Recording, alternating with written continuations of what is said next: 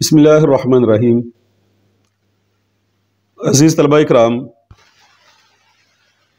ابتدائی قواعد النحو سے آج ہم پڑھیں گے سبق نمبر 15 اور اس کا عنوان ہے اسماء منصوبہ۔ اس سے پہلے ہم مرفوعات کے بارے میں پڑھ چکے ہیں کہ مرفوعات کی تعداد 8 ہے اور کسی اسم کے مرفوعات میں شامل ہونے کا مطلب یہ ہے کہ وہ حالت رفع کے اندر ہے، اور اسی طرح منصوبات کی تعداد 12 ہے۔ تو کوئی بھی اسم ان 12 حالتوں میں سے کسی بھی حالت میں ہوگا تو ہم کہیں گے کہ یہ اپنی نسبی حالت کے اندر ہے۔ تو اسماء منصوبہ 12 ہیں۔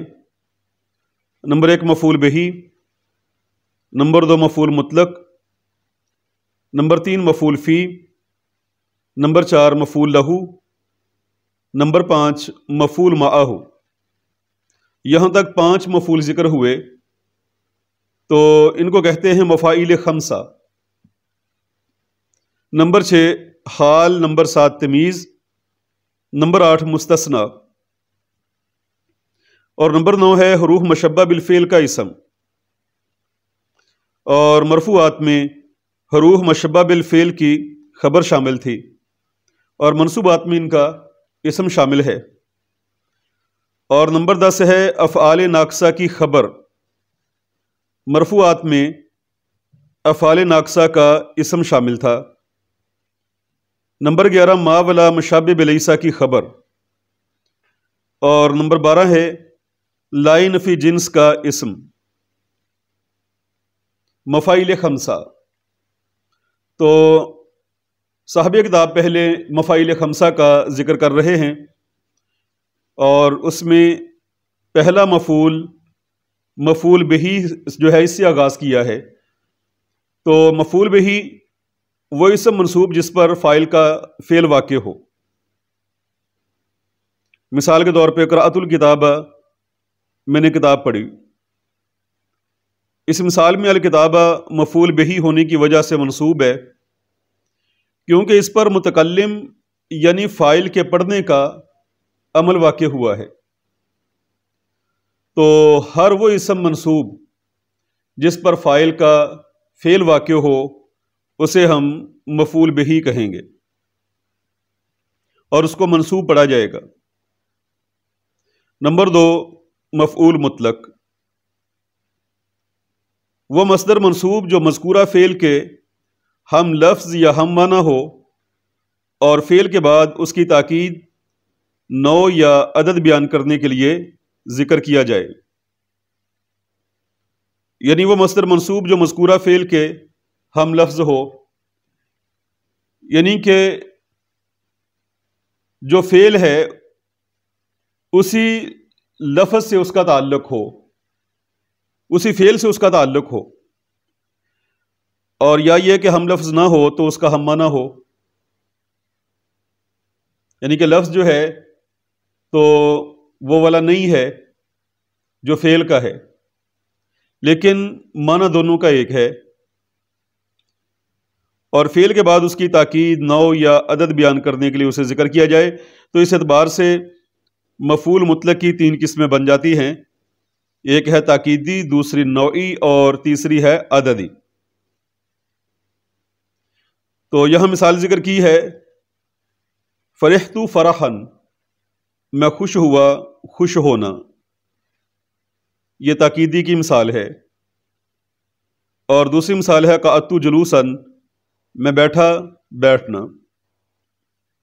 تو پہلی مثال میں دیکھیں فرحت اور اس کے بعد فرحا اس کے ہم لفظ ہے، معنی بھی ایک ہے اور اس کے ہم لفظ بھی ہے، جبکہ قعدت جلوسا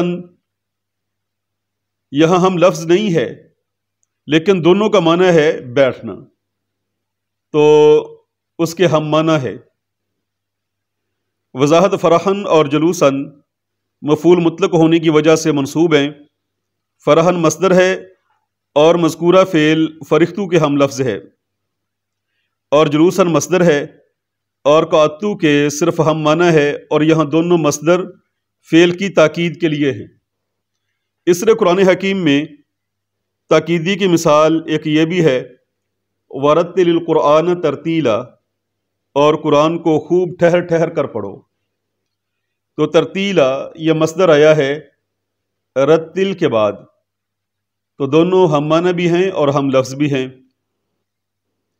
اور مفعول مطلق نوعی کی مثال، یعنی کہ جو ما قبل فعل کی نوعیت بیان کرنے کے لیے لایا جاتا ہے، جیسے جلست جلسۃ القاری، میں قاری کے بیٹھنے کی طرح بیٹھا، یعنی اس میں نوع کا ذکر ہے، کیفیت کا ذکر ہے۔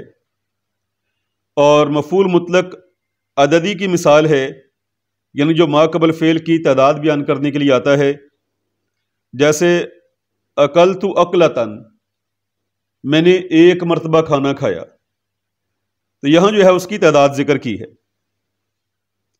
نمبر 3 مفعول فی،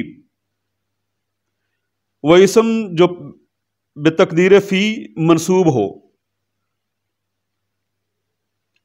تو بالتقدیر کا مطلب یہ ہے کہ وہاں وہ پوشیدہ ہے، یعنی فی کے پوشیدہ ہونے کی وجہ سے، اس کے مقدر ہونے کی وجہ سے اس کو منصوب پڑھا جائے، کہ وہ اسم جو بالتقدیر فی منصوب ہو اور فعل کا وقت یا جگہ بتانے کے لیے اسے ذکر کیا جائے، مفعول فی کو ظرف بھی کہتے ہیں۔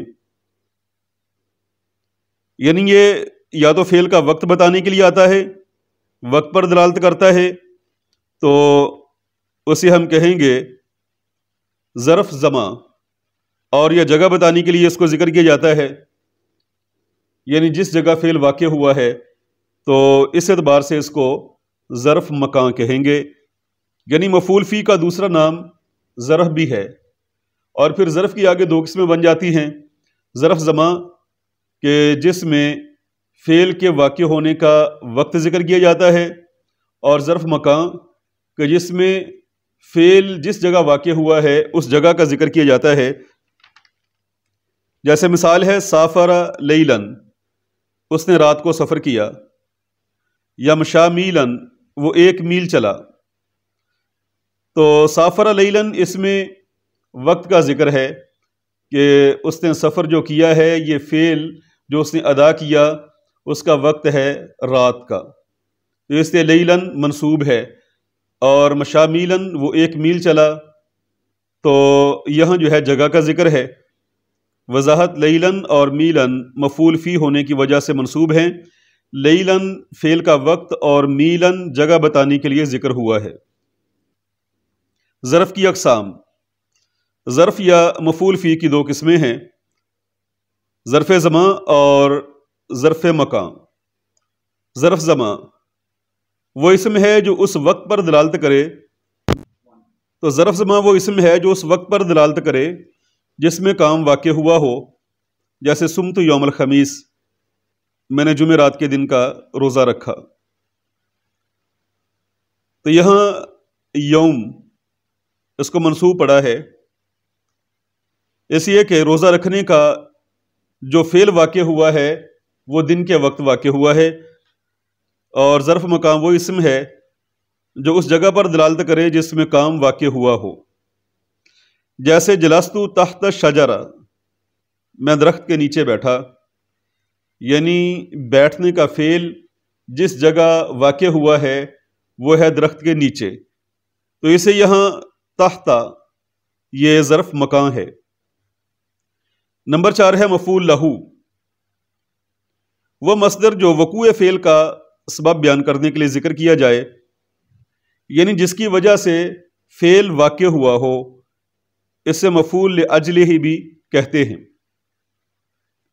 مثال ہے ضربتہ تعدیباً، میں نے اسے ادب سکھانے کے لیے مارا، اس میں تعدیباً مفعول لہو ہونے کی وجہ سے منصوب ہے، اور یہ بیان کر رہا ہے کہ مار کا سبب ادب سکھانا ہے، یعنی یہ فعل جو واقع ہوا ہے اس کی آگے ایک وجہ ذکر کی ہے، تو ہر وہ فعل جو ایک وجہ سے ادا کیا جائے اور اس کی وجہ کا ذکر کیا جائے تو اس کو ہم کہتے ہیں مفعول لہو۔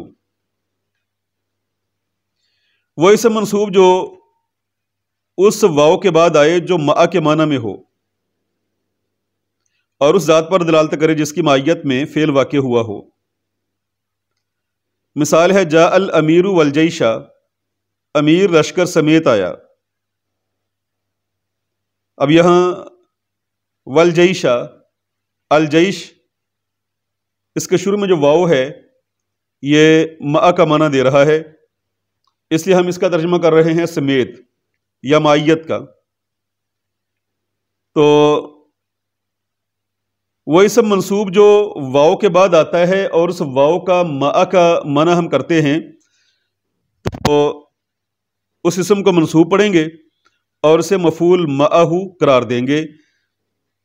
تو اس میں الجیش مفعول معہ ہونے کی وجہ سے منصوب ہے، یہ واو کے بعد ہے جو کہ مع کے معنی میں ہے اور بتاتا ہے کہ امیر کی آمد لشکر سمیت ہوئی ہے۔ تو یہاں جو ہے آج کا سبق یہ ختم ہوا۔ تو اس کے بعد جو ہے سوالات و تدریبات، تو آئیے ان کو بھی حل کر لیتے ہیں۔ کتاب کا صفحہ ہے 55۔ مفعول بہی اور مفعول مطلق کی تعریف مع مثال ذکر کریں۔ یہ ابھی پیچھے بیان ہو چکا۔ مفعول معہ کسے کہتے ہیں، مثال سمیت وضاحت کریں۔ تو یہ بھی ہم نے پڑھا ہے۔ قوسین میں دیے گئے الفاظ میں سے مناسب لفظ سے خالی جگہ پر کریں۔ یعنی یہاں خالی جگہ جو ہے آگے دیے ہوئے قوسین کے اندر جو مختلف الفاظ ہیں ان میں سے کوئی ایک لفظ لگا کر اس کو پر کرنا ہے۔ نمبر 1، جس اسم پر فاعل کا فعل واقع ہو اسے مفعول بہی کہتے ہیں۔ نمبر 2، مفعول لہو وقوع سبب کا بیان کرنے کے لیے ذکر کیا جاتا ہے۔ اور نمبر 3 ہے ظرف زمان وقت پر دلالت کرتا ہے۔ نمبر 4، فرحت فرحن میں فرحن مفعول مطلق ہونے کی وجہ سے منصوب ہے۔ اور جاء الامیر والجیش یہ مفعول معہ کی مثال ہے۔